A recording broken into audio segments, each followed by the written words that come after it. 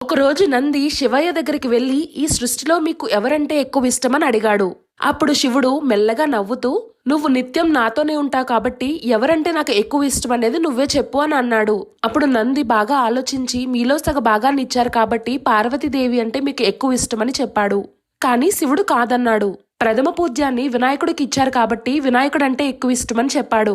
కానీ శివుడు కాదన్నాడు. కార్తికేయుడు జ్ఞాన గురువు కాబట్టి కార్తికేయుడంటే ఎక్కువ ఇష్టమని చెప్పాడు. కానీ శివుడు కాదన్నాడు. అప్పుడు నంది బాగా ఆలోచించి, సృష్టిలో అన్ని జీవుల పాపాలని కడిగి కాపాడే గంగను నెత్తిమీద పెట్టుకున్నావు కాబట్టి గంగ అంటే ఎక్కువ ఇష్టమని చెప్పాడు. కానీ శివుడు కాదన్నాడు. అయితే ఎవరంటే మీకు ఎక్కువ ఇష్టమో మీరే చెప్పండి స్వామి అని నంది అడగగా శివుడు ఇలా జవాబిచ్చాడు.